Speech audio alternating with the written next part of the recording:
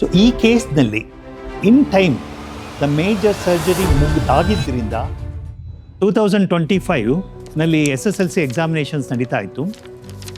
ನಾನು out patient ಡಿಪಾರ್ಟ್ಮೆಂಟಲ್ಲಿ OPDಸ್ನ ನೋಡ್ತಾ ಇದ್ದೆ. ಆ ಟೈಮಲ್ಲಿ ನನಗೆ ಗೊತ್ತಿರೋರೊಬ್ಬರು ಫೋನ್ ಮಾಡಿದ್ರು, ತುಂಬ ಗಾಬರಿಲಿದ್ರು.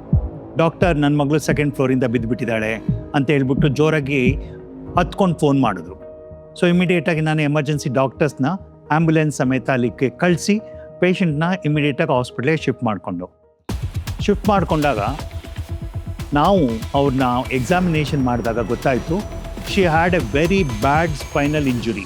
ಸೊ ಈ ಕೇಸ್ನಲ್ಲಿ ನಮಗೆ ಇನ್ ಟೈಮ್ ಅಂದರೆ ಆಲ್ಮೋಸ್ಟ್ ಲೈಕ್ 2.5 ಅವರ್ಸಲ್ಲಿ ದ ಮೇಜರ್ ಸರ್ಜರಿ ಮುಗಿದಾಗಿದ್ದರಿಂದ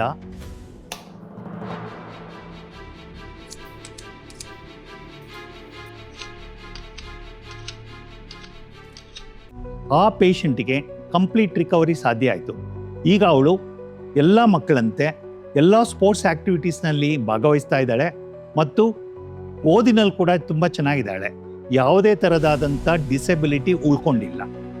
ಇದೇ ಪೇಷಂಟಿಗೆ ಪೆಲ್ವಿಕ್ ಫ್ರ್ಯಾಕ್ಚರ್ಸ್ ಕೂಡ ಇತ್ತು. ಅದನ್ನು ನಾವು ಬೇರೆ ಫಿಕ್ಸ್ ಮಾಡಿದೋ ಅದು ಅಂಥ ತೊಂದರೆ ಏನಾಗಲಿಕ್ಕಿಲ್ಲ, ಎಕ್ಸೆಪ್ಟ್ ಇಂಟರ್ನಲ್ ಬ್ಲೀಡಿಂಗ್ ಅಂತ ಹೇಳ್ತೀವಿ.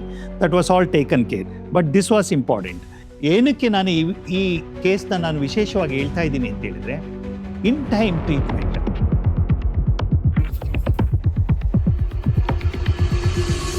This has given a fantastic results.